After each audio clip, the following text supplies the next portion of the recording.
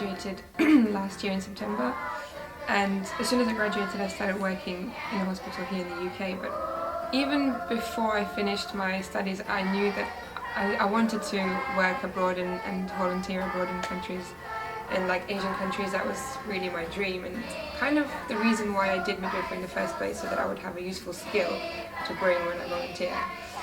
So even before I qualified, I was always researching online, where can I go and work, and it wasn't the easiest thing, especially when you just qualified, you don't have a lot of experience, and they need people with more experience. But I was able to find this one place in Thailand. It's called the Bamboo School, and it's essentially a children's home, a children's orphanage, but they also have a little clinic and an ambulance service for the village, and it's right on the border of Myanmar and Thailand, kind of 5 miles from the border. So most of the people who live there are from the Karen tribe in Myanmar. Before they came over as refugees when they had problems on the Myanmar side, but now that's kind of settled down a little bit, so they also just come because there's a better life over there.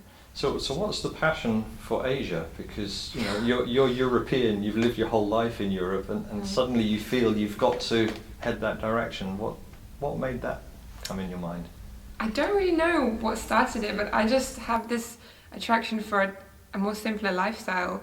Over there, I just love their culture. It's just so respectful to everybody, and they are not so obsessed with material things like we are over here, and the status is not so important to them, like having a nice car, having a big house and all the gadgets and everything. They don't really get to even experience it, so they don't see it as an important thing. But they're so close together, the families, they are really intertwined, and they really care about each other. And when I was there, I really felt like I belong there. I kind of feel like that's my home now, and kind of feel like I left my children there in the orphanage because I got so attached. And you really feel like part of a family. Of course, you only realised that once you got there, but you'd been planning, as you said, you went to midwifery in order to have the skills to go and help and to volunteer in other parts of the world. So you'd been working on that for several years. You've arrived in Thailand. Did it fulfill your expectations? It was nothing like I expected. I mean, it was my first time doing something like this for a long period, so I just expected, I would come there and save people and help people, and that would be amazing. But really, most of the time I just felt like, how am I going to help this? We don't have the resources like we have here.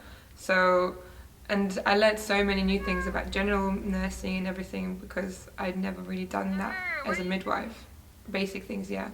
And I think mostly I learned a lot about myself, and that the children, they really teach you about what's important in life. And I just feel like I was changed more than I was able to help somebody else. And that's good in a way, because it makes you a different person, a better person, I think. You're saying you were changed.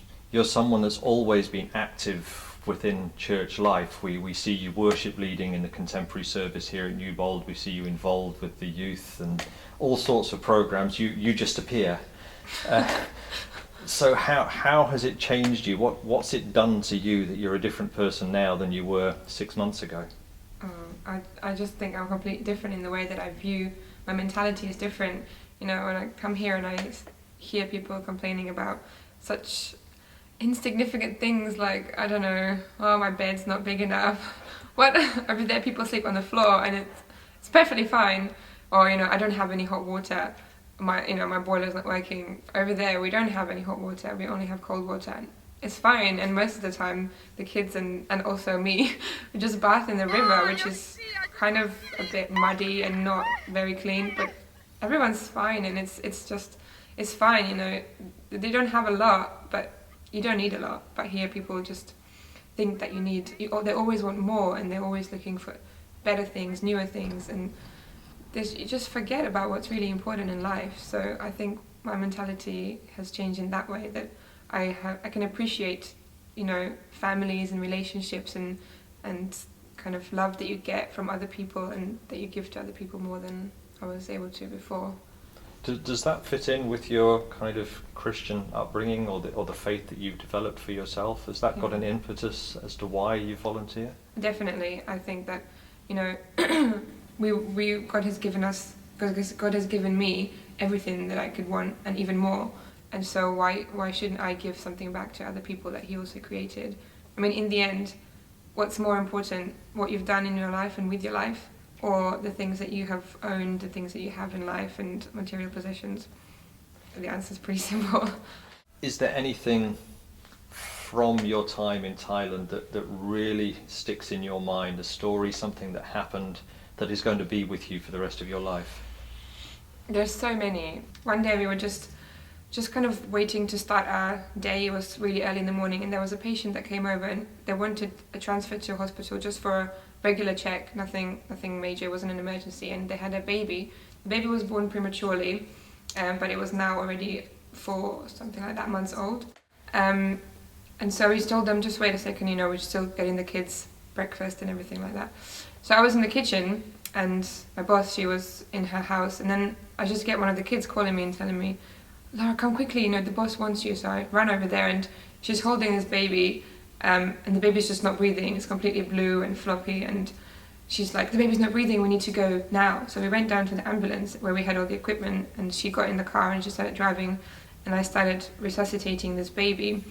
And I gave it oxygen, I gave it ventilation breaths, and it started to slowly pick up its breathing, but for a while it wasn't really breathing by itself. So it was a really strange moment for me, because I'd always been trained how to do this, but I'd never done it completely by myself, the only person doing it, because in the hospital you have a team to help you. And this baby eventually started breathing by itself. It was crying, still had some problems with breathing. It had chest recession, so we got to the hospital and they transferred her to a different hospital. But it was just an amazing moment I really felt like, wow, I saved a life. And even if sometimes I felt like I wasn't doing anything that was that important, just for that one situation, that one reason, I felt, yeah, this was the right place for me to come, definitely. Now, you are going to eventually get a job with the National Health Service here in Britain, we believe, but you've kind of got into the passion of volunteering, so you're off again to the edge of Europe. Yeah, I'm going off to Greece just in a few days' time to volunteer with the Adventist Help Us. I came back here and I had a job interview straight away, and I think I will come back to work for the NHS because I need to get that experience of working in a country where they have all the resources that they need. But this has definitely ignited a passion in me that I think will not be easy to calm down. And everyone's telling me, just get your volunteering out the way, get it out your system, and then you can start working here and save money and buy a car and a house. Then I think, I don't think that's going to happen, but okay, thanks. So I really look forward to the Greece trip. And in Greece, you're working with another charity, Adventist Help, who are in a refugee camp and looking after 4 other camps in the area. And of course, with refugees, you kind of find the women expect babies. So you're within the clinic, you're hoping to be able to assist in that way. Of course, that's my primary goal. Are your expectations somewhat different there than they were in Thailand, or do you think it's all just part of the same big picture? I guess it is part of the same big picture, but from what I've seen, I feel a little bit more informed about this project than I was about Thailand, because I've seen photos and videos of what they've been doing. So it looks all very well organized, and I just hope that I can bring something to it as well. And what would you say to a young person like yourself that's maybe finished university or maybe even partway through and feels stressed and maybe need to do something else? What would you say to them about volunteering? I've actually had many people who are still at university or just finished saying, I really want to do something like you've done, but I need to, organise my life first and get sorted out. You're always going to think there's something more that you can do, that you need to organise, you need to fix, you need to stabilise your life back home. Just forget about it. Just go for it. There's never a better time than right now to do something like this. And while you're young, while you don't have any family obligations or kids or anything like that, just go for it. And it will change your life. It will just make you a better person, and you will never forget the things and the moments you've had in a place like that.